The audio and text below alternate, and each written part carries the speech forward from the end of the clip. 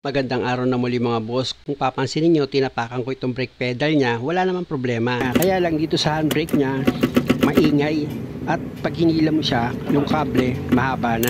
Dahil makapal pa naman ang brake shoe nito, ang diskarte mo dyan mga boss, tanggalin mo itong handbrake cover niya. Meron lang naman dalawa nakalagay na plastic screw dyan. Gumamit ka lang dyan ng Phillips screw. Ngayon, kapag ayaw matanggal, sikwatin mo, gamit ka ng flat screw. Yan yung ginamit ko. Sinikwat ko siya para mas mabilis mong matanggal. Tapos, iangat mo itong handbrake cover mo. Tsaka mo ngayon siya bunutin. Nakatusok lang naman kasi yan mga boss.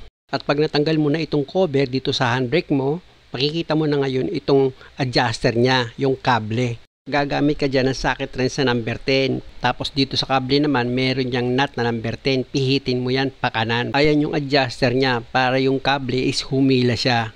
Nang sa ganon, yung malaking play dito sa handbrake mo is mawala. At pati yung alog ng handbrake mo, mawawala na rin yun. Kaya lang mga boss, pag nag-adjust kayo ng handbrake, syempre lalagyan nyo pa rin yan ng kahit kaunting clearance. Pero itong ginawa ko mga boss, sinobrahan ko talaga yung pag-adjust dito sa handbrake niya. Pipihitin nyo lang naman yung nut niya, pabalik naman, pakaliwa naman ang pihit nyo para lumuwag ulit itong handbrake niya. Ganun lang naman ang diskarte. Yan, dalawa na yung pinakita ko sa inyong paggawa, no? Pag sumobra kayo, pihitin nyo lang pakaliwa. Pag gusto nyo mag-adjust para umiksi yung handbrake, pakanan. Tapos subukan nyo ng itaas baba itong handbrake nyo kung okay na ba sa inyo at wala na siyang ingay or maiksi na ba yung clearance niya.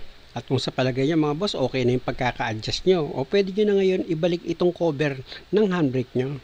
Medyo masikip nga lang yung position pag nilagay nyo itong cover ng handbrake nyo. Basta ang malaga, dahan-dahanin nyo lang sa paglagay mga boss. Kumbaga sasamahan nyo lang ng kaunting tiyaga. Tapos yung socket wire niya dito sa handbrake, huwag niyong kalimutang ibalik yan sa dati niyang position. Dapat mga boss, nakaangat yung handbrake nyo pag inilagay nyo na itong cover niya. Para hindi kayo mahirapan. Tapos pag nailagay nyo na yung cover, tsaka nyo ngayon ibaba itong handbrake niya. Tapos iayos mo na yung pagkakalapat nitong cover mga boss. Pag sigurado ka nang ayos na yung pagkakalapat niyan, pwede mo na ngayon ilagay itong dalawang plastic clip niya. Ayan lang naman yung naglalak yan mga boss, itutusok mo lang yan. Bali kabilaan yan mga boss, lalagyan mo ng plastic clip. At pag okay na, nailagay mo na yung dalawang plastic clip, pwede mo na ngayon subukan itong handbrake mo. O diba mga boss, okay na siya? Pero lipat ako dito sa harap. Titignan ko kasi kung wala na ba siyang kalog dito sa handbrake niya. Ipakita ko sa inyo mga boss para sigurado, ibaba ko itong handbrake niya. Nakita nyo mga boss, kinakalog ko, wala na siyang ingay. Tapos pag hinila ko siya, maiksi na siya, diba? Muli mga boss, maraming salamat sa panonood at sana nakakuha kayo ng idea. At kung maaari, huwag nyo namang kalimutang mag-subscribe sa channel ko.